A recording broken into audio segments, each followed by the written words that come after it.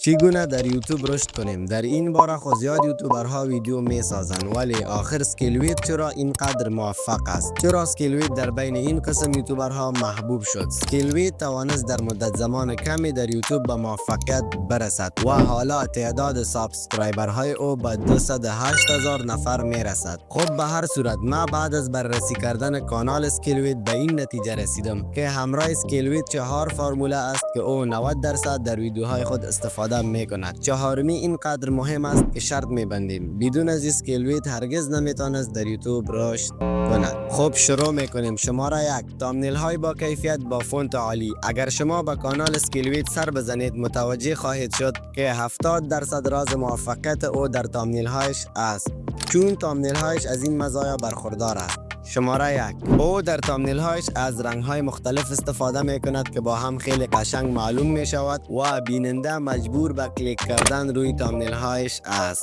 شماره 2: یک تامنیل عالی این نیست که چیزی برای اضافه کردن نداشته باشد، بلکه یک تامنیل عالی این است که چیزی برای حذف کردن نداشته باشد و این استراتژی را شما نه بلکه امیر عباس خوب بلد است. خب این بود گپ تامنیل. اگر مخاطب ویدیوی شما را در شروع رها کنه و بره با این کار آدینس ریتینشن یعنی نگهداری مخاطب شما کم میشنه، پس میریم طرف شماره 2. اگر شما یک یوتیوبر هستین اقرا خو میفهمین که در شروع ویدیو 15 ثانیه اول چقدر مهم است برای نگهداری مخاطب تا که مخاطب ویدیوی شما را تا آخر نگاه کنه. بعضی از یوتیوبرها در شروع ویدیو یا نام چینل خود را میمانند یا چی میگن، سلام دوستا به چینل ما خوش آمدین، چینل ما را سابسکرایب کنین. لیکن اسکیلویت این اشتباه را انجام نمیده. اسکیلویت در 15 ثانیه اول ویدیوی خود یک سوال مهم را در ذهن شما ایجاد میکنه تا که شما را مجبور کنه ویدیوش را تا آخر نگاه کنید و تمام گپای مهم ویدیو را در 30 ثانیه اول بیان میکند که قرار است بیننده چی را نگاه کند. این باعث می شود که مخاطب ویدیوهاش را تا آخر نگاه کند. شماره 3: چیزی نیست جز ارتباط خوب اسکیلویت با مخاطبانش و اهمیت دادن به آنها. بله دوستا، اسکیلویت ارتباط مستقیمی با مخاطبانش دارد و به آنها بسیار زیاد اهمیت قائل است. مثلا به کامنت های آنها جواب می دهد، ویدیوی دلخواه آنها را می سازد، به یوتیوبرهای تازه کار کمک می کند، چنان که 80% مخاطبانش یوتیوبرهای تازه کار است. حالا اگر شما هم می خواهید که مثل اسکیلویت کانالتان رشد کند،